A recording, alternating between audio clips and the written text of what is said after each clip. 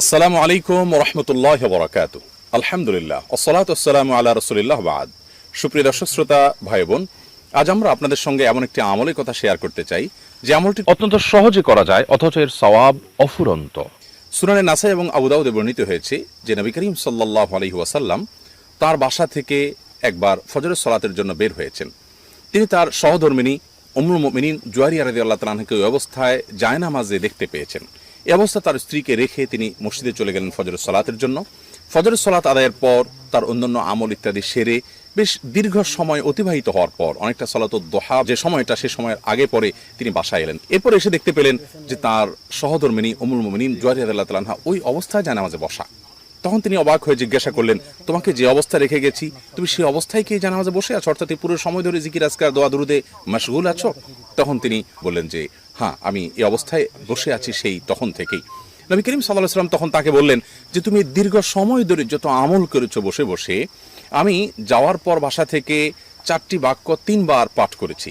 এর মাধ্যমে আল্লাহ রাব্বুল আলামিন আমার আমল নামায় এই পরিমাণ সওয়াব দিয়েছেন যে তুমি সেই দীর্ঘ সময় ধরে ইবাদত বন্দেগী যা করেছো তার চাইতে আমার ওই একটি দোয়া 3 বার পাঠ করার ওজন মিজানের পাল্লায় অনেক ভারী এবং অনেক ওয়েটফুল।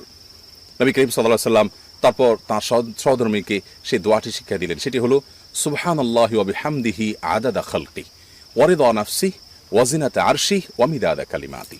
দোয়াটির অর্থ হলো সুবহানাল্লাহি ওয়া বিহামদিহি আদাদা খালকি, পবিত্রতা জ্ঞাপন করছি আল্লাহ তাআলার এবং প্রশংসা জ্ঞাপন করছি আল্লাহর জন্য তার যত সৃষ্টি আছে তার সংখ্যার পরিমাণে। আল্লাহর সৃষ্টির সংখ্যা কত আছে, কি পরিমাণে আছে সেটা আল্লাহ তাআলা ভালো জানেন। আল্লাহর সৃষ্টির যত সংখ্যা আছে তত সংখ্যার পরিমাণ অনুপাতে আল্লাহ তাআলার আমি প্রশংসা এবং পবিত্রতা জ্ঞাপন করছি। ওয়ারিদা নাফসি, এবং আল্লাহ তাআলা তিনি যত পরিমাণে সন্তুষ্ট হবেন তার সন্তোষের পরিমাণে, তিনি তার যত বান্দার উপরে সন্তুষ্ট হবেন তার যত সংখ্যা হবে সেই পরিমাণে আল্লাহ তাআলার পবিত্রতা এবং প্রশংসা জ্ঞাপন করছি। ওয়াজিনাতে আরশি, এবং আল্লাহ রাব্বুল আলামিনের আরশের ওজন কত বেশি হবে আল্লাহ ভালো জানেন, সেই পরিমাণে আল্লাহর পবিত্রতা এবং প্রশংসা জ্ঞাপন করছি।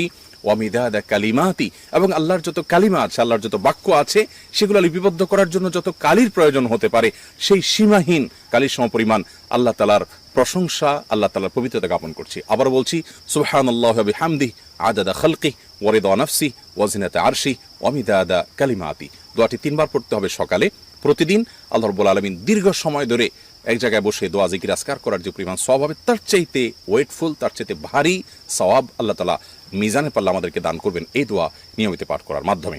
অতএব এই হাদিসের উদ্দেশ্য কি আমরা এটা না বুঝি যে শুধুমাত্র এই দোয়া 3 বার পাঠ করলেই সকাল সন্ধ্যা আর আমাদের কোনো আমল করার প্রয়োজন নেই, বরং অন্যান্য আমলের পাশাপাশি এই আমলটি আমাদেরকে অনেক দূর এগিয়ে যেতে সাহায্য করবে জান্নাতের পথে।